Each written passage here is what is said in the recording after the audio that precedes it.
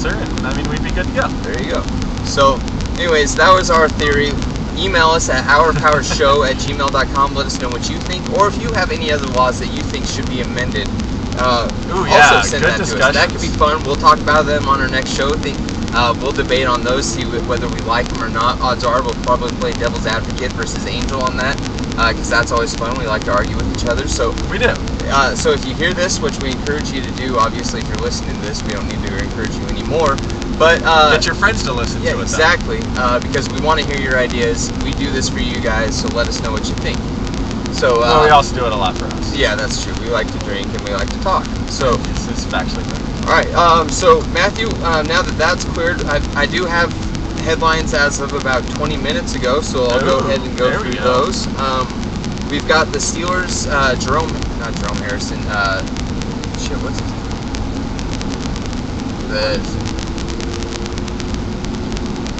Starts with the J, right? Anyways, the Steelers linebacker Harrison publicly apologized. Harrison. I don't know his first name. Yeah, he publicly apologized to Goodell for calling him a crook and called him a crook or something, and I think he used James Harrison. Duh. Called him a crook, and he used a gay slur, a homophobic slur against Goodell in an interview recently with Men's Health, I believe is what it was. Shit, of course I reloaded the page. Okay. Yeah. Well, basically, he was trying to save his own ass by apologizing. Right. Because I mean, he didn't need to. Nothing he said was, maybe the gay slur he would have had to apologize for, but everything else, I mean, just calling someone a dumbass, I mean, that shouldn't have been anything too bad, but basically he's probably going to get suspended for a game or two for saying that to him. So it was just probably a nice little olive branch that he reached out to Roger Goodell with to say, yeah, I was just upset. Yeah, I mean, I hate it when they make an apology and say that's not what I meant, because that is exactly what you meant, but you probably didn't. Well, no, you didn't mean to upset him too. I mean, but you can apologize for saying something bad and just say, you know what, it probably wasn't the right time for me to say that. I could think that about you, but, I don't need to say that out loud about you. Basically, that's what you need to say when you apologize. Not, oh, that was taken out of context, or I didn't actually mean to say that. What I meant to say was that you're awesome. It's like, no, that's not what you meant. Say what you mean, and then if you get caught for it and you get yelled at about it, say, you know what, you're right. That was a bad time for me to say that. It was not a wise decision on my part, but don't try to recant it because everybody knows you meant it. Yeah. All right. Next up, Chad Ochocinco Johnson officially became a Patriot today, and he sat in at camp at the Patriots training camp. Jurgen Klinsmann was named the U.S. soccer coach today after Bob Bradley was fired yesterday. I'm surprised. I mean, I don't follow USA Soccer all that much, but from what I heard, a lot of the players really liked Bob Bradley as their coach. Yes, but everybody thought he was going to get fired last year, so it's kind of weird timing that it happened, but I think what happened, and this is according to Alexi Lawless, the famed U.S. soccer player, he said that, the president of U.S. Soccer, such and such, has an on-again, off-again relationship, not in that way, with Jurgen Klinsmann, and right now it must be on again, and so he's like, this guy would be a good coach for us, and basically, it's like if you're dating somebody and you find out, an old flame comes up and you decide that you'd rather date them, breaking up with the person you're dating than to get back with the ex. That's what this kind of seems like to me. Okay. And we did hire a German for the U.S. soccer team. Explain that one to me. Tiger Woods plans to play the last 2011 major and enters PGA, the PGA Championship, I assume. Well, I thought that they had said that he was going to be playing the match that was this weekend. Next weekend. WGC Invitational at something or another. That's good. I think that was one thing that Tiger Woods never really did. He never played a lot of the small tournaments because he thought, rightfully so, that he was too good for him. Yeah. And why does he need to go and do something like that? But I think that that's good practice. I mean, you can't just go on the driving range and expect to go out there and play a great round. You got to actually be in game time decisions. You have to actually be playing to get a good practice time in, and I think that's really good of him that he's doing that. I agree. All right, next up we've got the Falcons signed the former Vikings defensive end Ray Edwards. Not sure on the details of that deal. Like you said, we don't have a lot of internet now, so we're going to go ahead and just give you the headlines. Yeah. FIBA said the NBA stars can play overseas, but it's at their own risk. So don't come complaining to us if you tear your ACL and are out next year and you're out of money, because that's your own downfall, which I completely agree with. I do too. I think if they want to go do that, I think that's great. From everything I hear about the NBA lockout, I think optimists are thinking that they're going to have a 50-game season this year. Yeah. And pessimists are thinking they're going to lose the whole season like NHL did.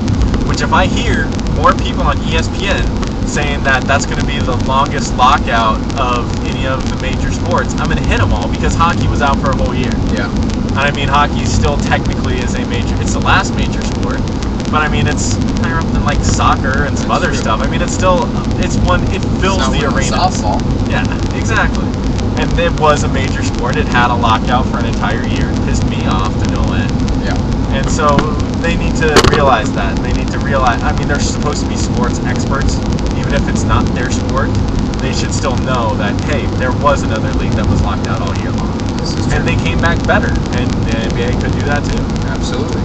All right, Roger Clemens said that prosecutors provoked a mistrial in his perjury case.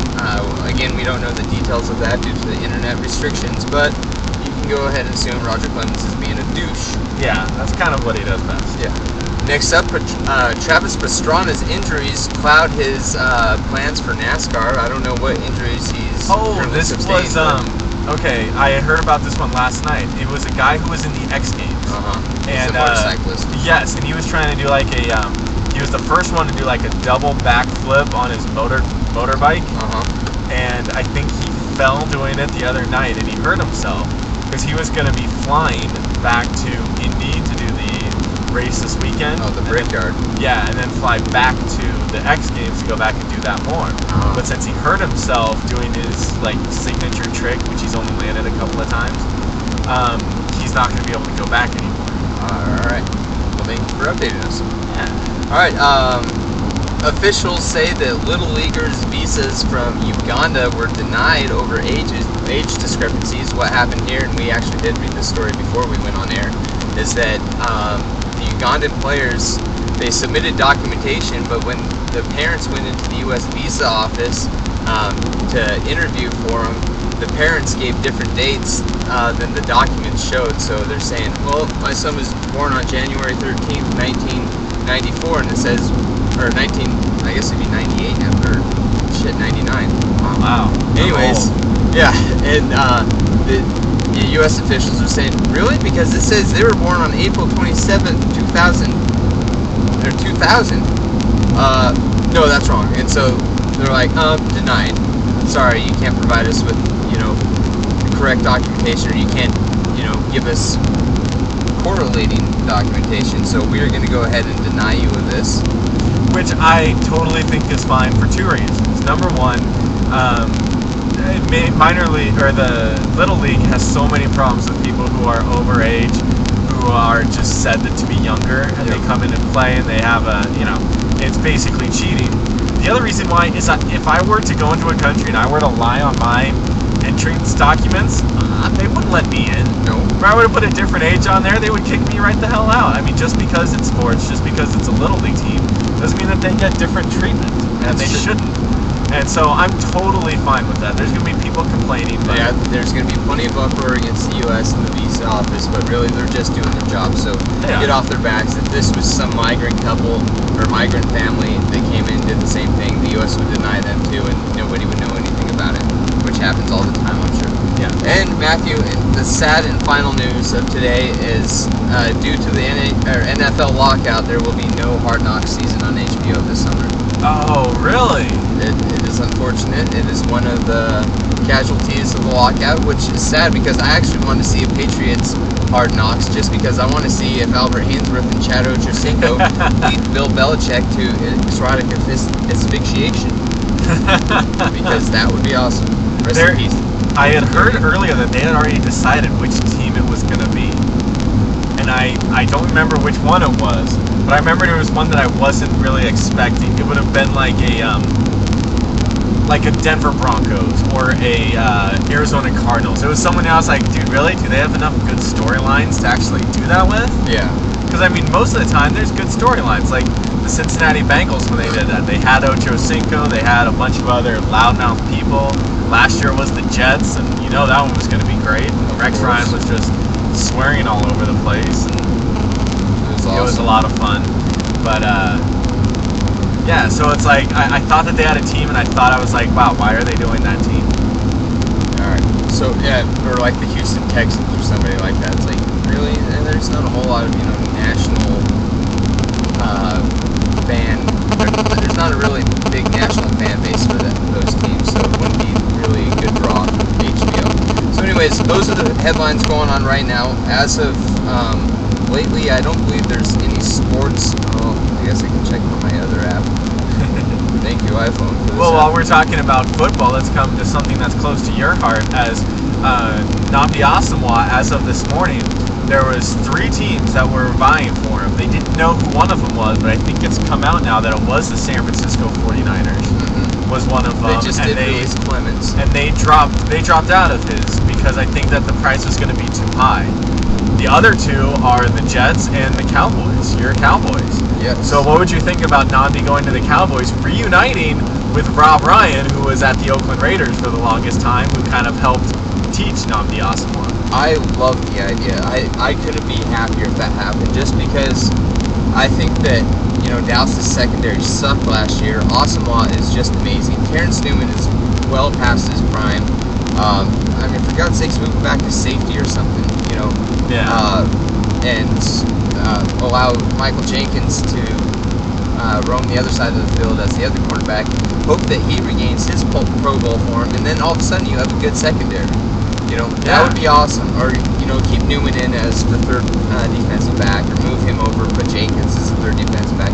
It doesn't really matter, but I think it'd be a huge upgrade because you lock down one side of the field. All of a sudden, your safety goes from playing midfield to shading 2/3 over to the opposite side of Asomugha because he knows he doesn't need over the top help. Yeah. I totally agree. That would be awesome, and especially with Rob Ryan leading the Cowboys defense, I think it would be absolutely amazing. But odds are he's probably going to end up signing with the Jets, and then the Jets are going to have the fewest passing yards against in National Football League history. This is true. I mean, honestly, if you play against the Jets, why pass? I mean, just run the whole time. You'll probably have more success than trying to pass the ball. This is true. I agree that I think that even thinking that the Jets would be really good to have him and they would be an awesome defense, I think Dallas is a better fit for him. I think that Rob Ryan is a much better defensive coach than I think a lot of people give him credit for. I think he's a great He had nothing to work with in Oakland. I mean, they have crap players in Oakland. They have to overpay just to get people there, and he made the best out of that defense every year. And he doesn't have a good record because the Oakland offense always sucked, and everything about Oakland sucked. But every year, you could always tell that the Raiders defense, they were going to be in like the top 15 or the top something in the league. But with that, you know, personnel is really damn impressive. Yeah. Because it's a defense that should be in the bottom 10. Oh yeah, totally. As far as personnel is considered. So, yeah, he did really good things with the Cleveland defense. And honestly, name one person on Cleveland's defense last year. I couldn't. Exactly. I seriously, I was just thinking about it, and I don't know if I could come up with one. They drafted the Florida cornerback last year, Joe Hayden. There we go. And he probably didn't play all that much because he was a rookie. Yeah, I think he actually played quite a bit. Oh, he did? Okay. Yeah, well, I mean, who else is going to? Exactly. Yeah. So, if their safety actually played pretty well, and he has a chance of reuniting in Dallas with Rob Ryan. So, and I don't have the stats with us, but I would bet that, you know, Cleveland, they had a much worse personnel than Oakland did. I would still say that Cleveland was in the top 20 of defenses last year. I would say so. They definitely ranked above Dallas, I can tell you that. Yeah. So I think that he's an underrated coach, and I think that he's, for someone who's actually willing to spend money like Jerry Jones is, to bring in someone like Asomugha to be the cornerstone of that defense. They already have a pretty good